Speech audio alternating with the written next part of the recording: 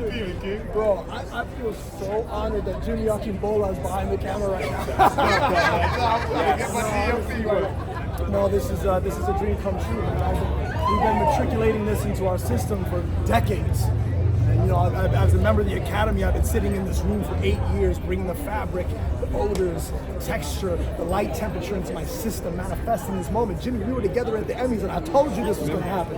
I told you this was going to happen, and here we are. And I'm not able to do this without this incredible community. This is the community. We're together doing this together. Everybody looking at me right now is winning. Hey. Winning. Yay. And I'm so happy to hear it. Winning. Hey. Winning. Hey. Yay.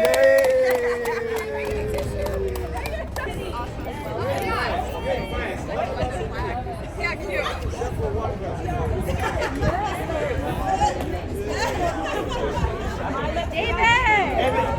David. Hey, what's up? David? Yeah. Oh, you didn't know that?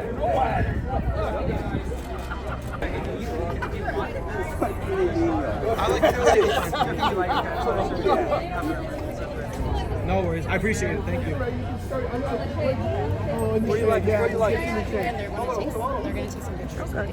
Hi, gentlemen.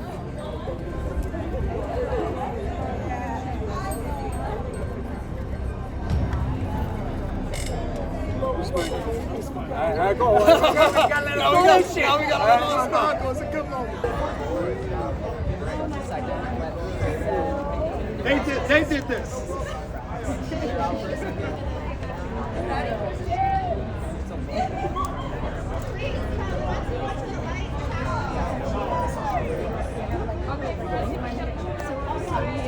This way, guys. A little more. Okay, that's okay. Okay.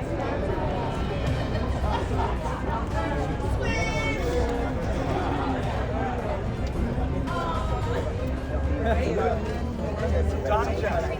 As I live and breathe. Mark, you're not used to having people be as tall as you. Right? Let's go to the not today. You always have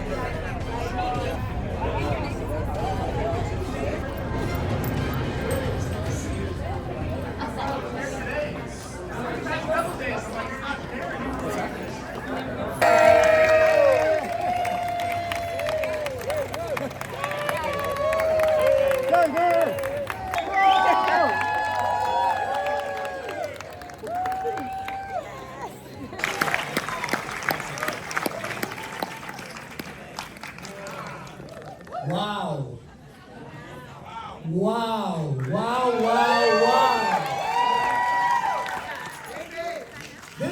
This is truly the spirit of independence. This is the power of cinema. This is the power of community. Thank you all for being here.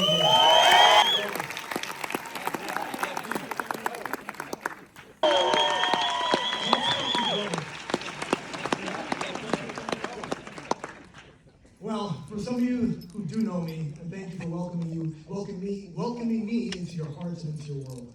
My name is David Bianchi. I'm the creator, co-writer, one of the executive producers, and one of the producers, and also the star of the series you're about to watch, RZR.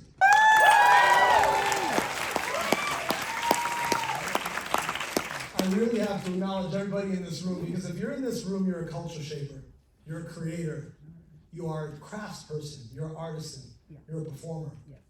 And I have a specific responsibility to not waste your time, because your time is your most important commodity, and I honor your time. So please give yourselves another big round of applause for being here. Donating your time to me.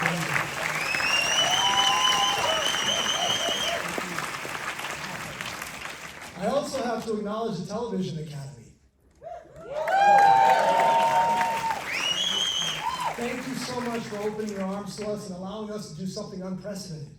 That for the first time in Academy history, an FYC short form series is playing the legendary Wolf Theater.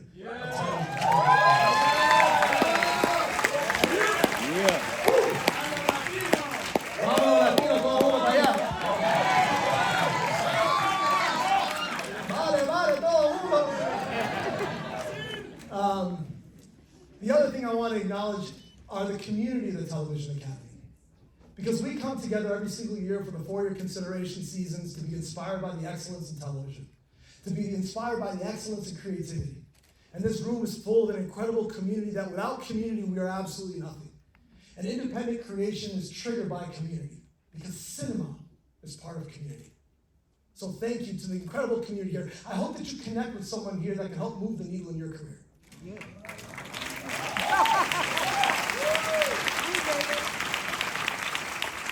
And when this reception is happening after the screen, show a lot of teeth. People like teeth.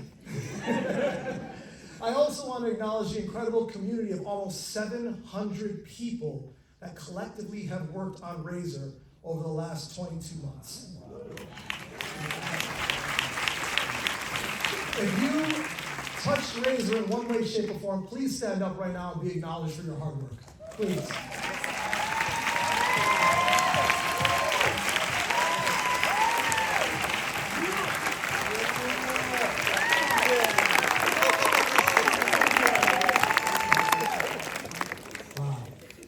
Guys, it really takes a village. And I also have to acknowledge Gala Film for being courageous. And RZR is the first series to release on their platform, Gala Film. If you guys want to know where it's at, you go to film.gala.com and you can watch RZR for free. You simply register with an email account and you can watch for free. And I want to really acknowledge Gala Film for being the first ever Web3 company to produce a Hollywood series at this level. I also have to acknowledge our incredible cast. Mena Suvari, Mena Christopher Marquette, Emilio Rivera, Cabral, Nicolo. And the list goes on and on of the incredible performers you're going to see on this screen. I have to thank Gala Film for giving me the ability to create unencumbered. They said, David, we believe in you. Wow. Go make it.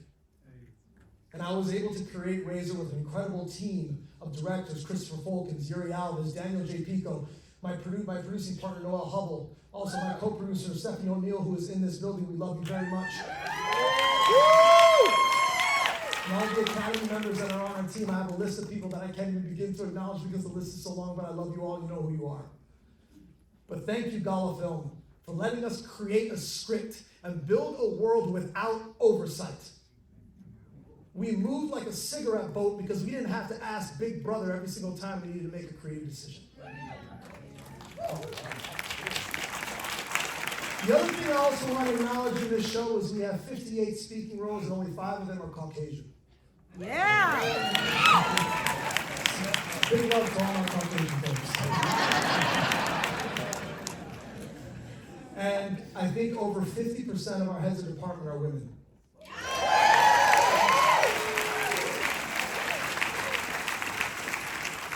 We created this with guts, with glory, perseverance, and hard work, and we'll talk a little bit more about it. And again, I cannot tell you how grateful I am that this guy with a dream, who was a waiter and a bartender for 15 years, who got his SAG card doing extra work, who slept on an air mattress for 4 months and had cockroaches in the kitchen in my first 2 apartments.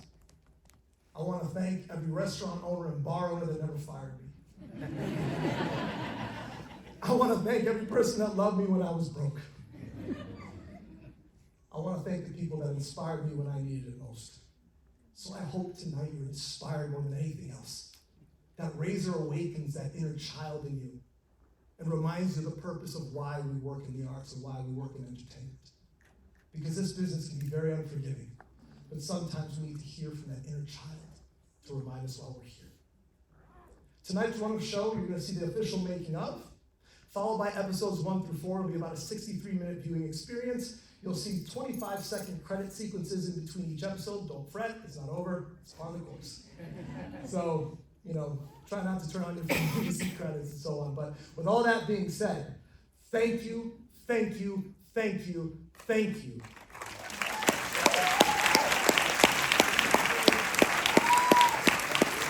We'll have a panel discussion right after that, and then we're going to have a great reception, fully catered, open bar. We know we all like open bar.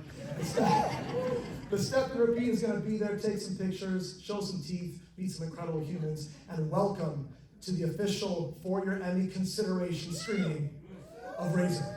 have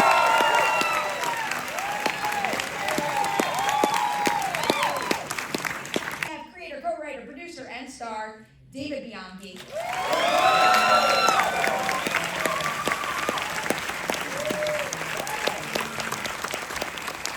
Now I get to say an official congratulations. I'm gonna sing tonight, man. I like it. We also have star Richard Cabral.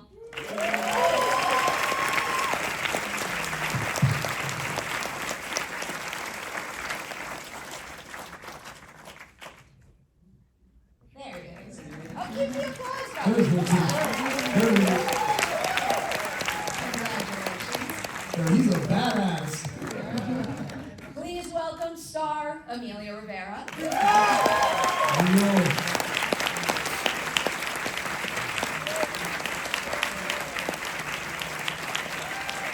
Vamos, Cabral.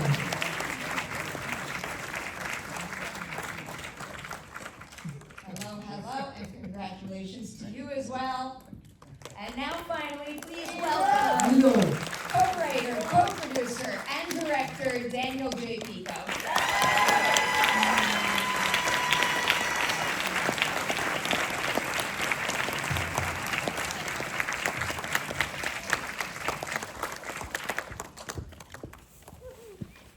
Welcome to the stage. Yes, thank you. Congratulations.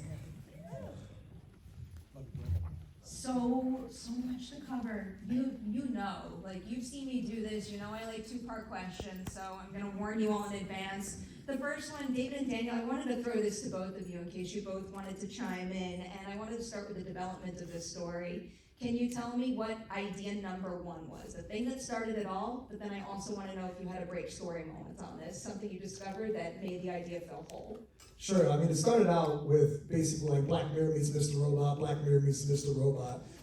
Because I wanted to create a show that I wanted to watch. You know, I see a lot of cinema, which is TV trying to be cinema, and I giggle at it. And then the number one inspirational core was Elon Musk's Neuralink technology, where I said, okay, so if we can build a world that looks like Children of Men, that looks like Blade Runner, that looks like the first Matrix, but then the hero's journey is a guy who can access the World Wide Web instantaneously from his frontal lobe. How interesting would that be? Anything you want to add, Dave? I mean, I would say, I think the breakthrough was when we really nailed down the characters. I think particularly Grimm and like figuring out his backstory with his service in the military and working in his addiction and things like that. I think that's when it really felt like it was really becoming something like genuine. Just to build on that a little, because you can plan. I'm sure you go into the shoot with a rock solid script. There's always opportunities to find things along the way. So for any of the panel here, can you pinpoint something you found in process during the production? Well, I think that, you know, when you're working with a limited budget, you're kind of at the whim of confines, right? And so we even went to goldenrod on one of our scripts. Like, we were rewriting in real time because we were basically trapped by necessity, not by desire, right? I often say that you go into something and you have a vision of what you want it to be, but it ends up becoming what it's supposed to be. And so we had to pivot. You know, we had a moment that was going to be all out in the desert sequences, but we ended up writing everything for Willow Street Studios because that's where we had to be. So, you know, that was a crux of confinement of budget. Any pivot you made looked intentional because it looks rock solid. So that's the beginnings here. Now I want to kind of lean into formulating your team. David and Daniel, I'll throw this one to you as well, because I'm really curious to hear about working with Gala Films. Why did they feel like the right partners for this project? And then also, can you speak a little bit about the freemium model and why that felt like the right way to produce and release RZR? Well, I want to acknowledge, Dan directed the first ever short that I ever produced in LA 19 years ago. And, you know, yeah. And I mean, we're family at this point. And I officiated his wedding, it was wonderful. And Gala Film, so I was working heavily in NFTs and Web3. I quickly became a thought leader in blockchain technology and high art and multimedia art and so on. And as a result of my reputation in the Web3 space, I ended up encountering Gala Film. And unbeknownst to me, they were developing this ecosystem called Gala Film.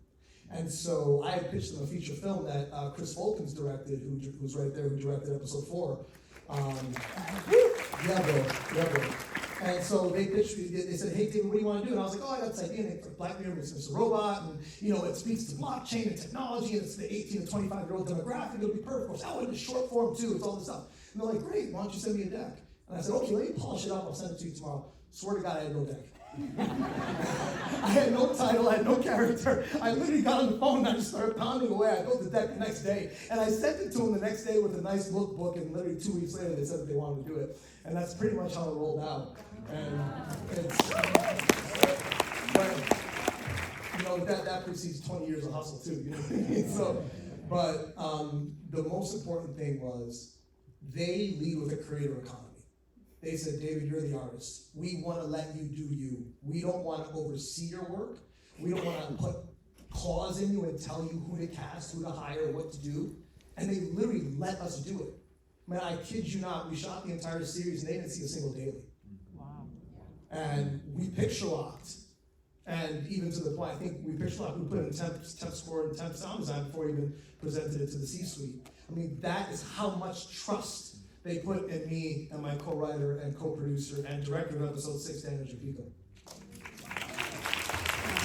I want to see more trusts like that in this business. I want to follow up on one thing you said briefly for the two of you again, because you've known each other for a long time, you've been collaborators for a long time, and I think that's one of the coolest things in this industry. When you find someone, you got that shared sensibility and you know you need to stick with them. Can you tell me how the two of you met and the first thing you saw in the other that signaled to you that is the right creative partner? I'll let you have that. I'm curious to hear this answer now.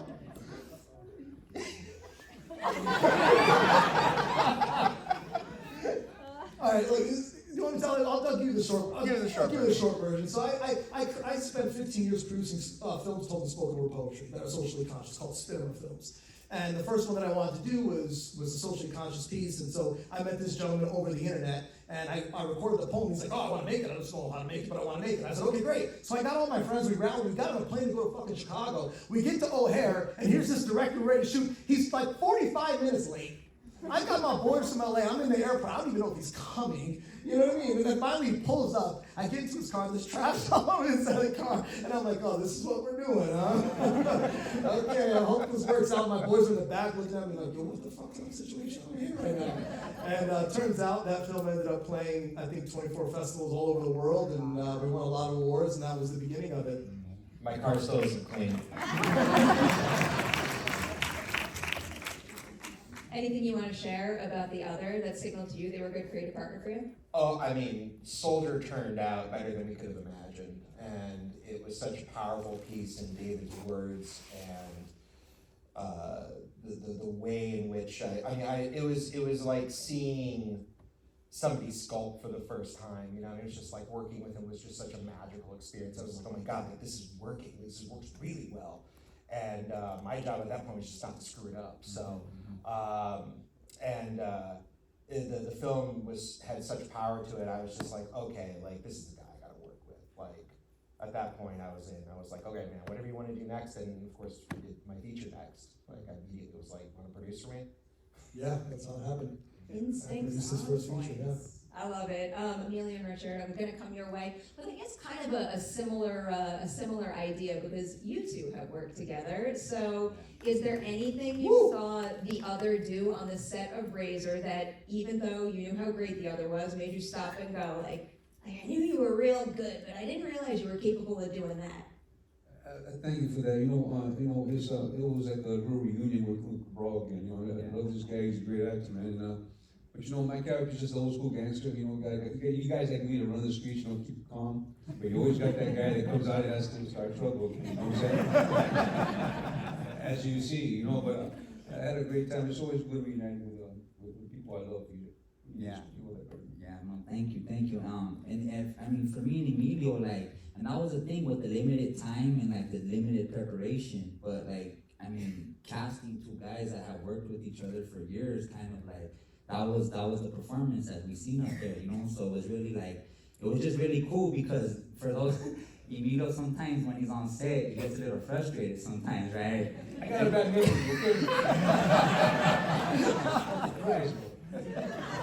And if you're not ready for what's about to happen, right? Right? People get thrown out, right? People get thrown out.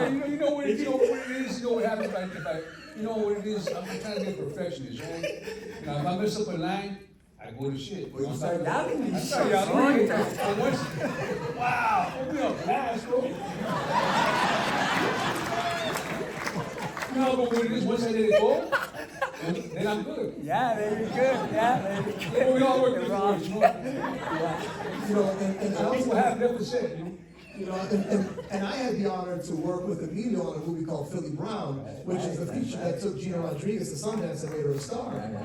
And I wrote basically all the spoken word poetry that I helped rewrite. I think Yusuf Delar is in the room, the director. I think he's here. God bless, big up Yusuf if you're here. And we met on that, and we connected. He was like, "Yo, I got you, Cabral. I got you." And that was, and he kept staying in touch. And you know, he just stayed a mentor to me. So when I wrote the words for Felix, I told Dan, I'm like, this is Emilio. I don't want anybody else. I gotta say something, you know, because in Hollywood, I've been around a long time, and everybody says, I want to work with you again, I'm gonna write for you. And so I get the call, he goes, hey bro, I wrote something for you. And that's really nice, you know, because years later, you know, and so I go send it over. And yeah, no, it's really good, yeah. That's that heart, bro. I love that shit, man. And I go send it over, and I read it, and I go, yeah, I like it, let's do this, and it was on, you know, it was beautiful, man. I love that, you don't forget, man. Oh, I have so many follow-up questions. Emilio and Richard, I'm gonna throw this one to you first, because you were just emphasizing how, you know, it meant a lot that he kept in touch, that he brought this role to you eventually. What is something about David as a leader and a creator of this series that you two really appreciated and maybe think helped you exceed your own expectations for your work in the show? He doesn't give a fuck. David does not care, and that is just inspiring for me because I feel that I don't care sometimes, right? So when I see another one, I was like, and Emilio too, right? Emilio don't give a shit either. I'm taking another job right now.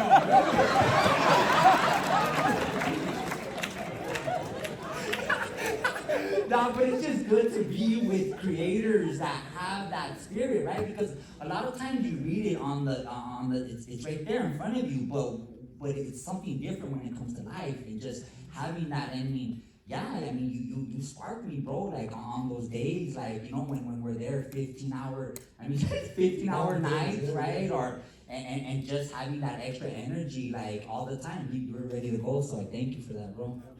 He let you run. Yeah. He let you run. Yeah. You know, and then they tweak you. Yeah. You do what you do, and then that's what, you know, a good director to let you run. Mm-hmm. That's why your artists know what we're doing. And Yeah. they say, you know, try this, and you try it, and that's it. Yeah. It's real simple. You make it real simple, brother. Yeah. It's beautiful, man. I know we gotta wind down soon, but just gotta go out there and celebrate a bit. I wanted to make sure to squeeze in 2 more questions. Not my very last question yet, but this particular one, I think it's also from the featurette that we just watched. I think Matt, your DP, said this. David refuses to follow the mold of the typical Hollywood formula. It was making me wonder, what is the thing that happened that first put you on that path, made you interested in breaking the mold, and how do you hope to continue to break the mold as you forge forward? I'm an artist first, right? I'm a screenwriter, actor, producer, painter, poet, not necessarily in that order.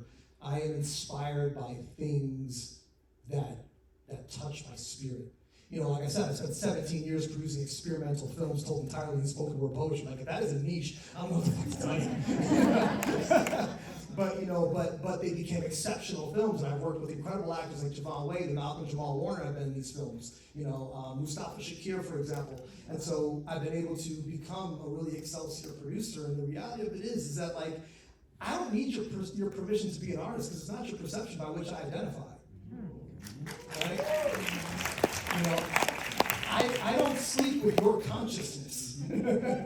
I sleep with my own. And so if I believe that I'm bringing value to the artistic conversation, then I'm bringing value to my life. You know, I mentioned earlier, you know, I'm service industry. Like, I'm brick and mortar, man. There's no nepotism in my story. And I've been through a lot of struggles and a lot of pain and a lot of hustle. And the only thing that kept me alive when I first came to LA was the open mic. because I knew I could inspire people. I had a community I could perform. Like some people have groundlings and stand-up comedy in Second City. I had spoken word, you know? And I also have to acknowledge one thing about my journey. Today is an incredibly special day for me. And Mom and Dad, I love you with every fiber of my being. Thank you for being my rocks and being part of the world. Mom, stand up for beautiful. Let the world see who you are. Dad, stand up, please. Come on, guys, stand up, please. Come on.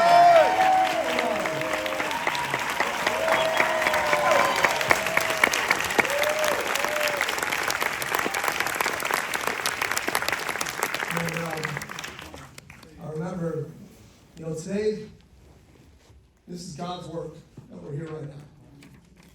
Because today is May 14th, 2024. And today to the day is 7 years of continuous sobriety.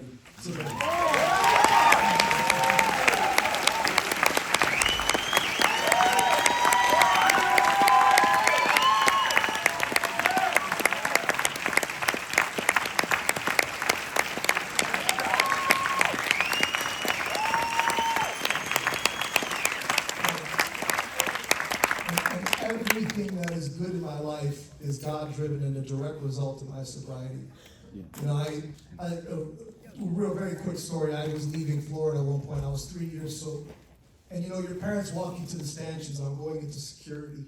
And you know, you have that moment when you turn around and you wave back to your loved ones. And I felt this energy between us. And I just felt compelled to turn around. It felt cinematic and almost slow motion. And Mom and Dad, you may not know this, but the energy that I felt in that moment was a moment of safety.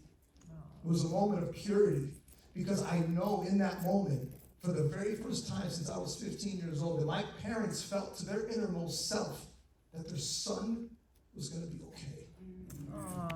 That I wasn't going to end up in handcuffs or in a fist fight or, you know, up for 3 days or locked up or beat up or all the shit that we get into. And I was in my late 30s. So I honor you guys. I love you so much for being everything to me and helping us be here right now to celebrate this moment. Because without my sobriety, none of this is possible.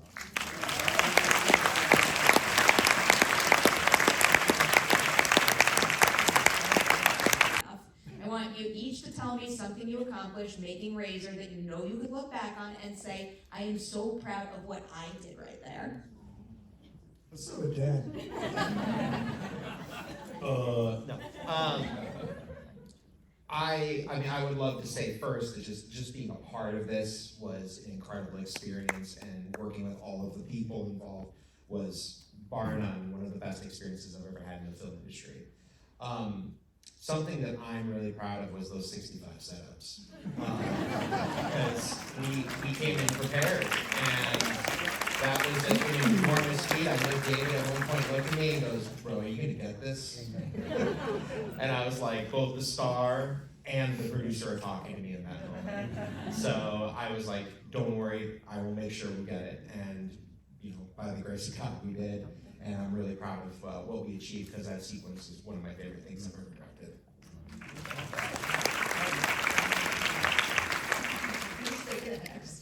I spoiled, I can't spoil her, so it doesn't come on until episode 6, you gotta keep watching, okay? I'll take an answer that's a tease for us. Alright, one thing that I left is that I was able to bring life again with my brother Emilio. We were on our last show was the Mayans. We were on that show. Right? So we didn't really have. No, the last time I saw him, I sent him to his dad. Oh, that's right. And I saw him again, he was alive. It was great. You didn't kill me! It was so bad, man.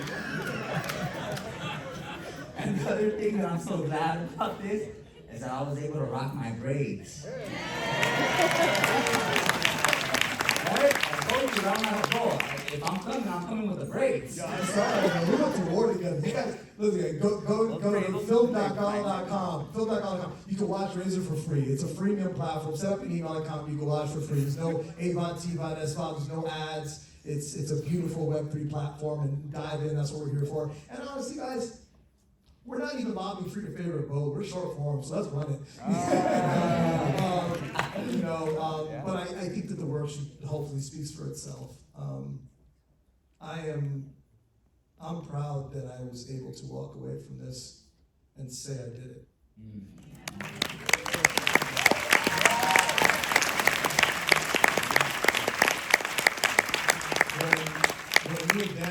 writing the script, I called him and I was really insecure.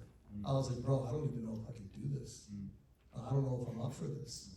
You know, and guys, we shot 7 pages a day, a crew of over 100. I got 3 takes, you know? So I was up against a tremendous amount of pressure. Like one day I worked 33 hours straight, no sleep, you know? And when you're the showrunner and you're number 1 on the call sheet, there's no pressure, right? And so I had to fire, I had to be energetic because I couldn't let the team down. If I showed weakness, everybody shows weakness. And if I'm gonna ask a lot of people, I need to show a lot and then some. So, you know, to be able to walk away from this and knowing that it's project accomplished, the one biggest lesson that I got from this gentleman is now we're ready for the big leagues.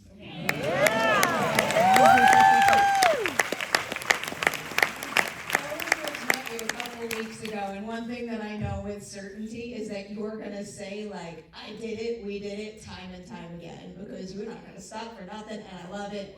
Congratulations on RZR, and